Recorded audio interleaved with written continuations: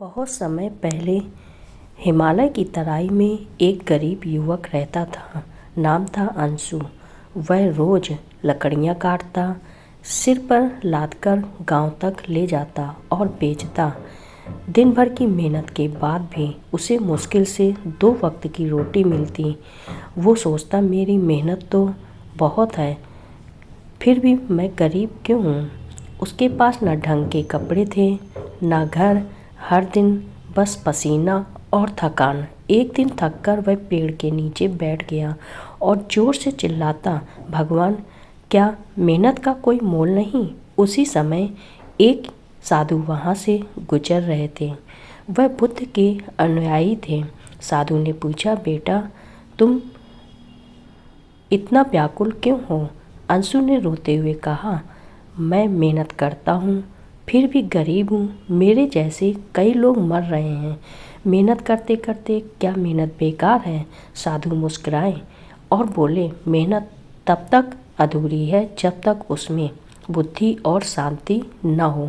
चलो, मैं तुम्हें बुद्ध के पास ले चलता हूँ। अंशु उनके साथ निकल पड़ा। कई दिनों की यात्रा के बाद वे एक शांत आश्रम पहुँचे, जहाँ बुद्ध ध्यान में लीन थे। साधु ने विनम्रता से कहा, प्रभु, यह युवक मेहनत करता है लेकिन फिर भी दुखी है। यह जानना चाहता है, क्या मेहनत ही सब कुछ है। बुद्ध ने अपनी आंखें खोली, अंशु की ओर देखा और पूछा, बताओ, यदि तुम्हें सोना चाहिए, क्या तुम उसे मिट्टी में खोजोगे। अंशु ने सिर हिलाया, नहीं प्रभु, सोना तो खदान में होता है। बुद्ध बोले, ठीक, वैसे ही धन मेहनत में नहीं, सही दिशा में है। बुद्धि से कमाया गया एक रुपया बिना सोच की मेहनत से कमाया गया 100 रुपये से अधिक टिकता है। पैसा तुम्हारी सोच से बनता है, सिर्फ पसीने से नहीं। बुद्ध ने फिर कहा, तुम्हारा मन एक खजाना है। यदि तुम उसे शांत करो, उसका उपयोग करो, तो सृजन कर सकते हो। ज्ञान ही सच्चा धन है।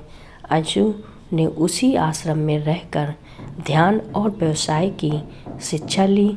कुछ वर्षों में वह एक सफल शिक्षक बन गया।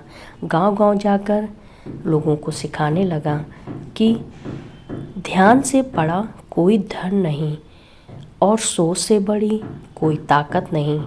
अब अंशु अमीर था, पर सिर्फ पैसे से नहीं, बल्कि ज्ञान, सम्मान और संतुलन से। उसने हर गांव में यह बात फैलाई, पसीना बहाओ जरूर, पर दिमाग चलाना मत भूलो, वरना पूरी जिंदगी मेहनत में ही गुजर जाएगी। सीख, पैसा मेहनत से नहीं, सही सोच और शांत चित्त से बनता है। मेहनत तब फल देती है जब दिशा सही हो। आपका एक लाइक, एक प्यारा कमेंट और एक सब्सक्राइब हमें और भी आगे जानकारी के लिए तैयार करता है।